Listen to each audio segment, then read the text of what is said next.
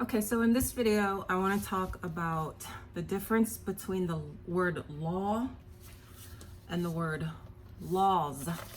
Now, I know at face value, it appears as though these are just either a singular and a plural. So either many laws or one law. And Montesquieu is quoted as disagreeing with that in his book on Spirit of the Laws. Now, spirit of the law is contrasted with letter of the law, but I don't really want to get to that in this video. What I want to explain to you today is why the Constitution is a law and not laws, and why that means that it cannot be interpreted. The Constitution cannot be interpreted because in the Constitution it says that the Constitution is the law, not laws. So in a book that I found on Forgotten Books, there's a membership to this website, so it requires you to pay $8 or $9 a month for access to the book. They have thousands and thousands of books on their website that you can then download. And I found this book called Jurisprudence, Law and Ethics, Professional Ethics, Edgar B. Kincaid, 1905. And he's quoting Montesquieu, or Montesquieu's Spirit of the Law, where he says, laws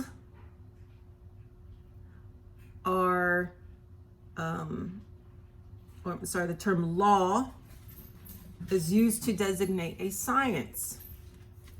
The word laws is not coextensive with law. Okay? Law is not coextensive with laws. So the two words don't mean the same. So what does this mean? Law as a science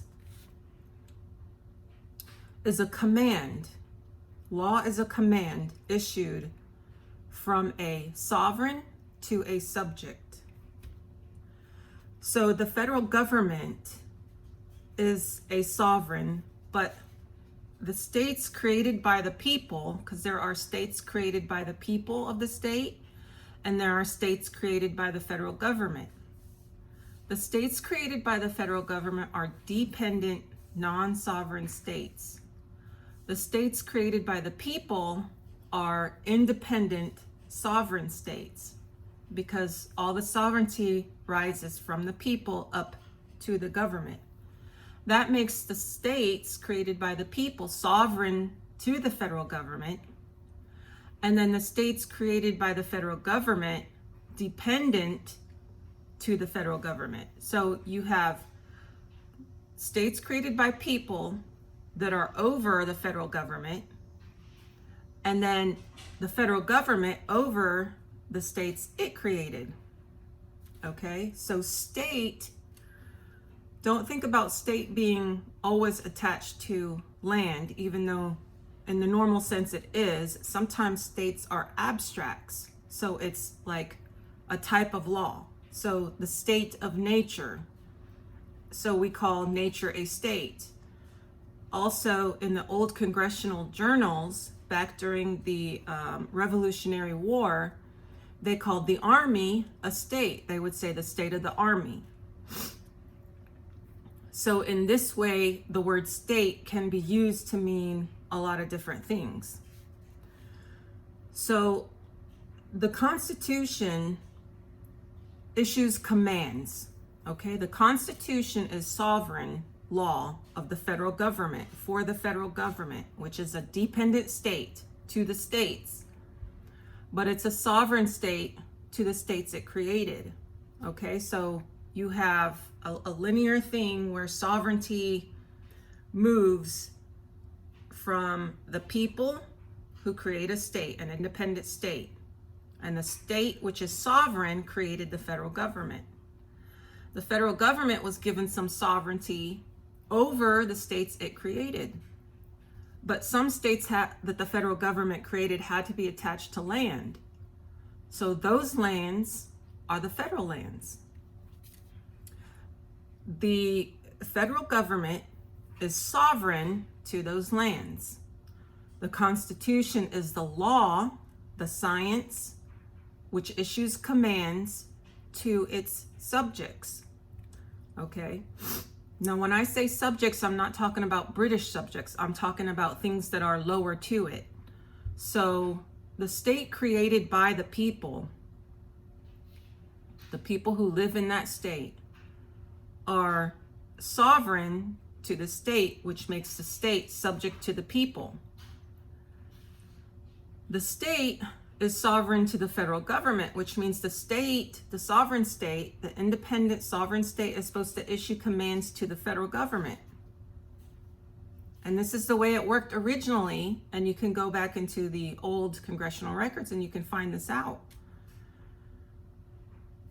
The federal government then issues commands to its subjects, which are the military and the people at the seat of government. So who commands the federal government? It's the Constitution.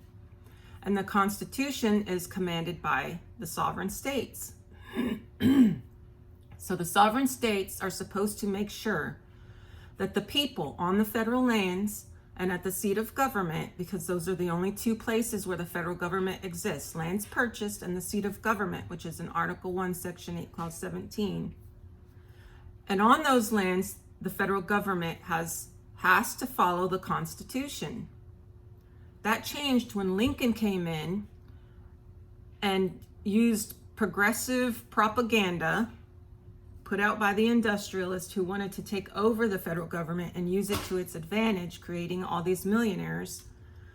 They wanted to change the perception of the Constitution. And that was pretty easily done because the Constitution doesn't distinguish between an independent state and a dependent state, the sovereign and the subject. It mentions citizens and subjects, but it doesn't distinguish between the sovereign state and the dependent state, the non-sovereign states. So you have to read between the lines. You have to see who's being issued a command and who's issuing the command. So a non-sovereign or a subject is always issued commands. That's a dependent state. If you receive commands, you're the dependent state. You're not a sovereign. If you are commanding, then you are a sovereign. And you are commanding your subject. So we are supposed to command our state. Our state is supposed to command the federal government, and the federal government commands the military. So when they talk about uprisings, foreign and domestic, the federal government is talking about domestic, which is federal lands or the dependent states.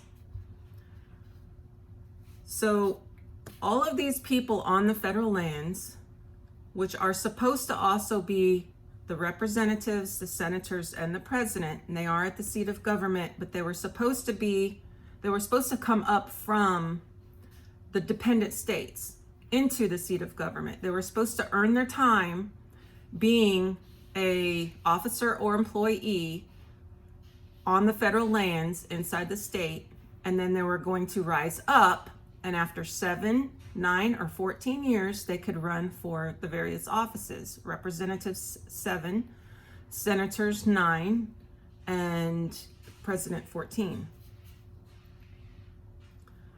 So in order to be on federal lands, they had to change their citizenship. They had to go from being a state citizen to being a federal citizen.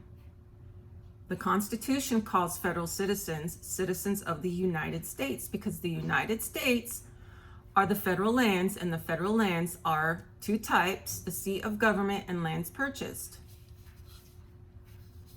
So once these people move to the federal lands and take an oath and become a federal citizen, they are members. Okay, so once they take an oath, they become members of the federal government. They take an oath as officers or employees, they move onto the federal lands. Someone who wants to run for being a representative runs as a representative after 7 years being on the federal lands in the state. Senators have to have 9 years on federal lands in the state before they can go to the seat of government. The president has to have 14 years on the federal lands in one of the states before he can be a president. Okay, so the oath makes you a member. Members are issued commands.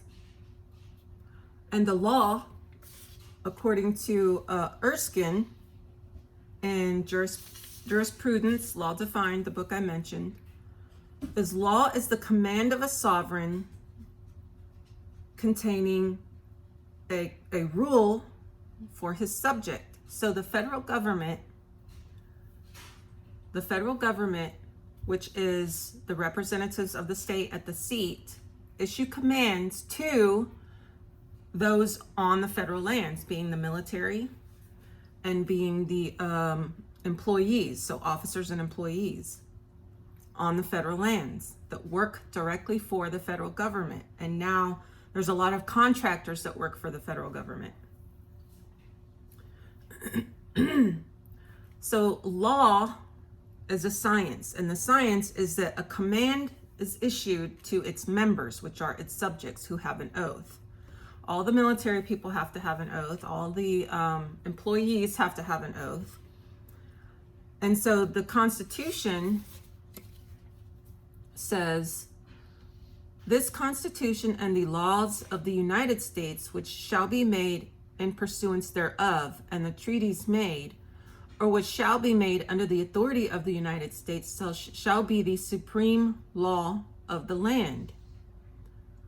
So all the laws that the state makes, when you say laws, we're now regulating what's right and what's wrong. But the book continues with saying that there's issues with this, regulating morals. You can't really regulate morals because sometimes you have to do something bad to get to something good. And a strict following of the letter of the law or laws creates problems, especially when they're laws based on right and wrong or morals or ethics. So an example would be, let's say that there's a law that says you can't murder someone, no murder, like the Bible says, thou shalt not kill. So let's say there's a law that says thou shalt not kill. There's a problem with this because sometimes you have to kill the bad person to save a good person, or to save a child, or to save someone being attacked or from being kidnapped or killed. So a strict following of the law, whoever kills the bad person would have to go to jail or serve some sort of punishment. So here is the problem with laws, which are rules of action governing right and wrong. So the United States is supposed to govern what's right and wrong. So they're supposed to make laws, but the Constitution and all the laws together make a law where it says the supreme law of the land. Okay, so if the Constitution, as we've been told hundreds and hundreds and hundreds of times, is the supreme law of the land, then the Constitution cannot be interpreted because they are commands. They are commands, they are the letter of the law. They're taken as the letter of the law, taken word for word, exactly the way they're said, not the way you interpret it. And commands are simple, they're cut and dry. Do this, don't do that. Do this, don't do anything else. If you've ever been in the military, you know that a command says what you can do and that's it. That's what you do. You don't sit there and say, well, it didn't say that I couldn't do this, or it didn't say that I had to do that other thing. You do what the command says. You follow your command and that's it. You don't do anything else. That's what the Constitution is. The Constitution are commands issued from the sovereign, which is the state, to the people on the federal lands, which according to the Constitution are only the seat of government and the lands purchased. So commands are followed word for word. It's the letter of the law. It's not interpreted. It's not a living, breathing document. You can't take it and say, well, this part of it means this, and this part of it means that, and this part of it means we can do all these other things. That's not what a command is. And in order to be a person who receives commands, you become a member.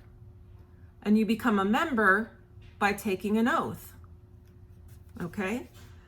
And laws, he says in here, which I touched on a little bit, are when the state decides something that's right and wrong. So the United States, according to the Constitution, is a type of state because the United States makes laws. Okay? Laws flow and they are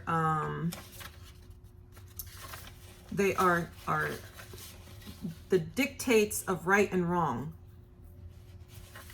So if you're issued a command, you're issued a law.